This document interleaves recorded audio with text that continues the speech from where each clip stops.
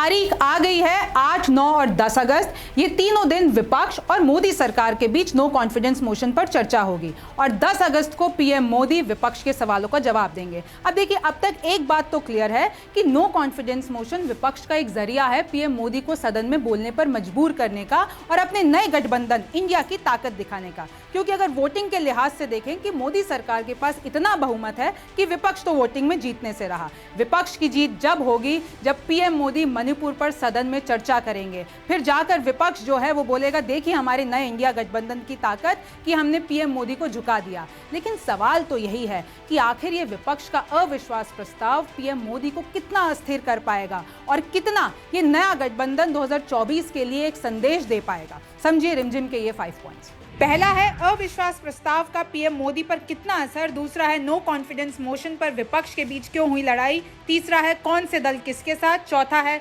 अविश्वास प्रस्ताव का इतिहास और पांचवा है क्या होता है नो कॉन्फिडेंस मोशन। अब सबसे पहला यही है कि इस अविश्वास प्रस्ताव का पीएम मोदी पर कितना असर पड़ेगा। सवाल यह है कि विपक्ष का ये no confidence motion PM Modi को कितना अस्थिर कर पाएगा। कहीं ऐसा तो नहीं कि पीएम मोदी को ही उल्टा फायदा हो जाएगा।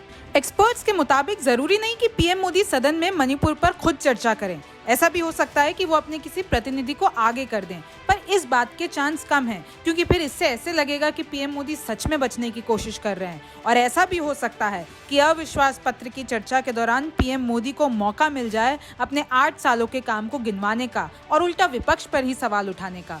देखा जाए तो इस बार विपक्ष को राहुल गांधी की कमी जरूर खलेगी। पिछली बार 2018 में हुई मोदी सरकार के खिलाफ अविश्वास प्रस्ताव की चर्चा में मोदी और राहुल की तकरार खूब वायरल हुई थी। ऐसा नहीं है कि विपक्ष सिर्फ मणिपुर पर सरकार से जवाब मांगेगा, कई और मुद्दे हैं विपक्ष के पास, जैसे अमीरों और गरीबों के बीच बढ़ती खाई, चीन के साथ संबंध, लद्दाख, किसान का मुद्दा, अर्थव्यवस्था, महंगाई और बेरोजगारी जैसे कई मुद्दे हैं जिन पर विपक्ष मोदी सरकार को घेरने की कोशिश करेगा। कांग्रेस राहुल की सदस्यता और अडानी मामले को फिर से भी उठा सकती है। अब दूसरा है कि इस नो कॉन्फिडेंस मोशन पर विपक्ष के बीच में ही क्यों लड़ाई हो गई। अब देखिए, प्लान तो यही था कि सब साथ में मिलजुल कर अविश्वास प्रस्ताव देंगे, लेकिन कांग्रेस आगे निकल गई।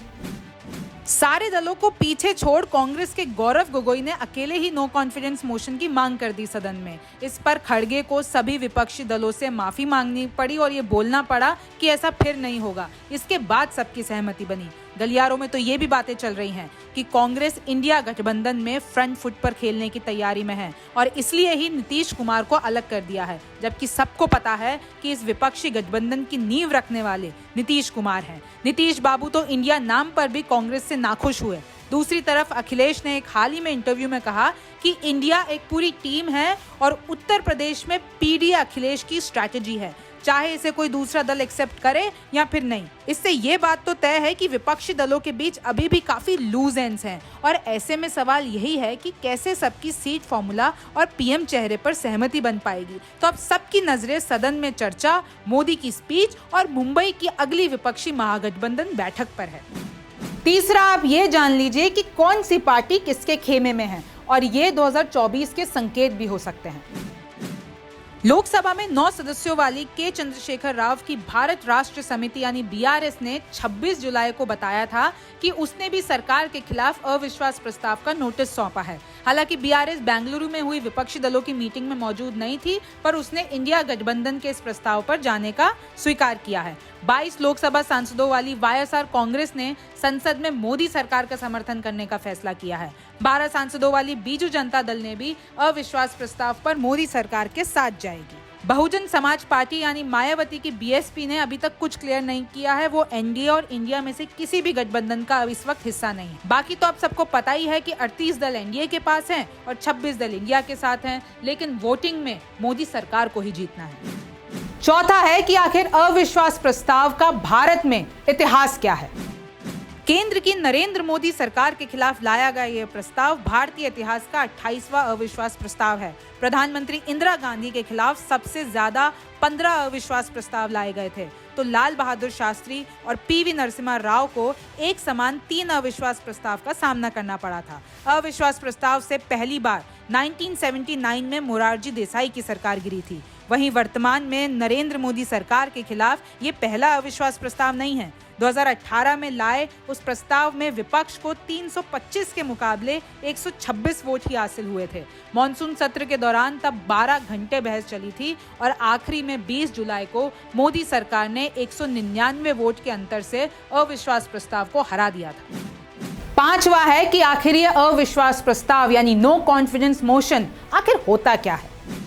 भारत के संविधान के अनुच्छेद 75 के अनुसार अगर विपक्ष को लगता है कि सरकार सदन में विश्वास खो रही है और उनके पास बहुमत नहीं है तो वो सरकार के खिलाफ अविश्वास प्रस्ताव की मांग कर सकती है। ये नो कॉन्फिडेंस मोशन स्पीकर तभी स्वीकार करते हैं जब 50 से ज्यादा सदस्यों का समर्थन हो। इसके बाद इस प्रस्ताव पर 10 दिनों के अंदर अंदर सदन में चर्चा होती है और वोटिंग की जाती है। पूरे मंत्रिमंडल को इस पर जवाब देना होता है। अगर सत्ता पक्ष वोटिंग में हार जाता है तो प्रधानमंत्री समेत पूरे कैबिनेट को इस्तीफा देना होता है और सरकार गिर जाती है। अभी वाले केस में विपक्ष ने अविश्वास प्रस्ताव ला तो दिया है और स्पीकर ने मंजूरी भी दे दी है, लेकिन विपक्ष को भी पता है कि वोटिंग में वो नहीं जीत पाएगा क्योंकि एनडीए के पास है 333 सांसद और अकेली बीजेपी के पास है 303 सांसद। वहीं पूरे विपक्ष के पास है 142 सांसद जिसमें कांग्रेस के पास है 50 सांसद। तो बस इतना है कि नो कॉन्फिडेंस मोशन पर चर्चा तो हो जाएगी पर बीजेपी सत्ता से बाहर नहीं जाएगी। इस अविश्वास प्रस्ताव की मंजूरी के बाद कांग्रेस इसे अपनी बड़ी जीत के तौर पर देख रही है और इंडिया नाम पर माहौल बनाने का कोई मौका नहीं छोड़ रही है। अब देखिए, ये तो इतना ही है कि नो कॉन्फिडेंस मोशन पर चर्चा तो हो जाएगी, विपक्ष को जो मोदी सरकार से सवाल पूछने हैं उसकी भी चर्चा हो जाएगी, लेकिन मोदी सरकार सत्ता से बेदखल नहीं हो पाएगी। आप न्यूज़ 24 देखते रहिए। मैं हूं रिमझिम जेठानी, फिर मुलाकात होगी। नमस्कार, मैं हूं मानक गुप्ता। अगर आपको हमारा ये वीडियो पसंद आया हो तो इसे लाइक और शेयर जरूर करें और हाँ, हमें सब्सक्राइब और फॉलो करना ना भूलें ताकि आप देश और दुनिया की कोई खबर मिस ना करें। तो जुड़े रहिए हमारे साथ और देखते रहिए न्यूज़ 24।